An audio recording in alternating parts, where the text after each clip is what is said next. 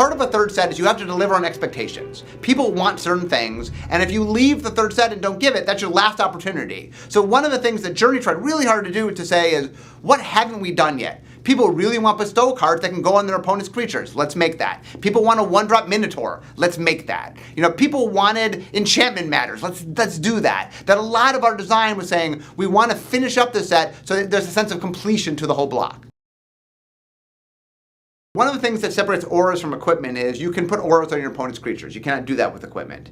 And so clearly one of the spaces that people really wanted is, well, hey, some of the coolest auras in Magic you put on your opponent's creatures. Can we do bestow creatures like that? So originally, when I handed the file off to Dave Humphreys, the lead developer, the bestow creatures did not grant their power and toughness bonus to the creature they enchanted. I wanted them to be very straightforward. You enchant your opponent's creature with this to mess it up, and then later you'll get a creature with a downside. Dave thought that it would be more challenging and more interesting if they worked the same way as the older bestow creatures, and also a little easier to understand at least how they work mechanically if they were unified with the other ones. So now they are more of a tricky puzzle. A lot of the time you're going to want to put it on your own thing. Sometimes you're going to want to put it on your opponent's thing. So they're very skill testing cards now. With a card like Gnarled Scarhide, you actually have 3 different modes for this card. You can just play him as a 2/1 creature that can't block. It might be something that your deck wants to do. If you have extra mana lying around, you might want to bestow it onto your own creature and give it a bonus, but then your creature can't block. There's a third thing you can do is bestow it on your opponent's creature, and suddenly their creature can't block, even though you made it bigger. But maybe you want it to not block, and that's actually what matters the most. So there's 3 different choices for these bestow cards, whereas previously there might have been only 2. These bestow cards we made to give you interesting choices. In the first set, you're thinking, should I play it as a creature? Should I wait, put it on my creature, and when that creature dies, I still have another creature? Now there's a new option. You can put it on your opponent's creature and give them a drawback. Sometimes it's a closed choice. Whose creature should I put on? Sometimes it's not. I think Hypnotic Siren, just take their creature, probably the most clear-cut of them all.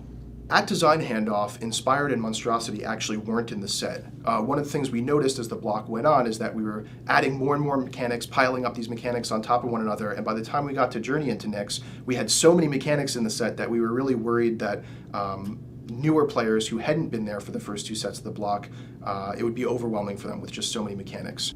Your intuition may say, well, it's the 3rd set. People have already played the 1st and 2nd set, right? So you can be a little more complex. You don't have to worry about simplicity. That's not the case at all. People come into the game at any time, any day, and the 3rd set may be their 1st set. So we tried out the set without Monstrosity and without Inspired, and what we realized is that first of all, Monstrosity was actually doing great work in providing a late game mana sink in Limited, and it really enabled this red-green ramp archetype where you had something to spend all your extra mana on later in the game. And without Monstrosity in the set, we really felt that lack of a mana sink mechanic when we were playtesting Limited. In addition to that, we also had the thought that, throughout the block, players were enjoying these mechanics and really liking playing with them and building up sort of casual constructed decks that played with Monstrosity and Inspired, and that there would be an expectation when the 3rd set came out that we would add more cards that you'd want to put in those decks. So ultimately, we decided it was worth the cost, complexity cost, to add back in those mechanics, and we made some pretty cool new cards. Well, the way we did Heroic in the very first set was that white and green were the heroic colors that would get bigger. They'd get +1/+1 counters. And the idea was those were the ones where the kind of the warriors were, the soldiers and the warriors. But as we moved along, because in the 3rd set, now everybody started joining the fight. What we did is we took that and we spread it. So now all the colors get heroics that can build them up. Because we knew they would bring Strive into it, and that Strive played really nice with creatures that got bigger. And so we shifted it so as the block advanced, we could sort of show the story through the mechanics. Whenever we make sets, mechanics, cards, and themes, we also need something in the opposite direction that pushes against it a little bit in case it gets out of control. So Blood-Crazed Hoplite is an example of a card that if there's just too many +1/+1 counters running around, you can pull it back a little bit. Or Deicide if you need to get rid of an enchantment that is a little too prevalent. So we always need cards that push against our theme just a little bit, so those are tools players can use if something gets out of whack. one of the things that's really hard is that we want to keep adding new stuff. People love new stuff. New stuff's great. And you know what people want? They want old stuff. Give us more of the old stuff. And so one of the big problems about a block is the first set has stuff that people want to see more of. But the second set has to add new stuff. But the third set has to add new stuff. And so there's a lot of pressure, especially in the final set, to go, we want to see all these neat things you've already done, but we also want new things. And that part of making that work is you have to figure out reasons why everything doesn't stay. Devotion as the mechanic faded away in Journey into Nyx because due to the story, the gods and the mortals are fighting. So there aren't really that many people still worshiping the gods. And given that the gods are the only cards of the set with devotion, they sort of stand out as like sort of symbols that, you know, the mortals don't have devotion. It's just the gods at this point. So it was very obvious that, you know, the gods are the only ones left that care about the gods. Opening the Journey into Nyx pack first in a draft brings with it some advantages and some challenges. On the one hand, since you're seeing those cards first, it helps us make the new mechanics have more of a splash. You can, say, pick a Constellation card early in the draft and then build around it by taking more enchantment creatures. Unfortunately, it also led to some challenges in that in the same situation, if you pick one of these Constellation cards early, once the first pack is over, you don't get a chance to get any more Constellation cards. So you kind of have to make some educated guesses based on how many you think you'll see and how that'll influence your final deck. Journey to Nyx brings us Constellation and Strive. And these are going to affect what you take from your other sets. If you've taken Constellation, the enchantment creatures, the bestow cards, you're going to pick those a little higher. And if you have Strive, you definitely want a lot of heroes in your deck. So, once again, it's going to change what cards you want and mix everything up.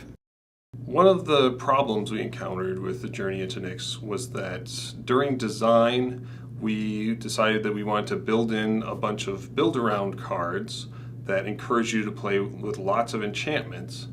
The problem was that Theros, the first set in the block, had already been locked down in development. Major changes could not take place in that set. And so there weren't as many sort of bad enchantments as we wanted them to be. The enchantments were too good. And so it was hard for the player who wanted to draft lots of enchantments to get enough. One card that I've opened and drafted my whole deck around is Extinguish All Hope. You destroy all non-enchantment creatures. So what I did was I drafted a lot of enchantment creatures. It was just a one-way sweeper. All my opponent's stuff died. Mine was fine. We decided that while the enchantment theme was loud in Journey into Nyx and would certainly be something that could be played in Standard and could be played in Block Constructed, it was going to be more of a niche strategy in Limited, sort of like the spider spawning deck in Innistrad that was so popular with the pro players. So one of the most exciting cards to open in a Journey into Nyx draft is Knowledge and Power. This is an uncommon red enchantment that says whenever you scry, you can pay 2 mana to deal 2 damage to a creature or player. And this is one of those cards that we sort of instill into our limited environments to create what we call sideways archetypes, where it's not something you get to do every time, but if you get lucky and you open this or get past it early, you can really draft around it throughout the entire draft and sort of build like a theme deck based around it. And this is one of those cards, and it's really fun. Journey into Nyx, being a third set, had a lot of things it had to answer, as all third sets do, because they're a pain to do. It had to deliver on everything you loved about Theros. It had to take all the mechanics you loved and did things with them and evolve them and made them something that really mattered to you. But at the same time, it's the third set. It has to change things up. There's some fatigue setting in. You want to completely change how you think about this block. So it had to introduce a brand new thing. So it had to be the old lovable thing and the brand new, never experienced before thing mixed together. And it's a pain, but I really think we pulled it off with Journey into Nyx. For the people inside R&D here in Seattle, their journey into Nyx is now over. Ours, of course, is just beginning. Join us next time, when for the first time ever we'll get to go inside R&D for a core set, Magic 2015.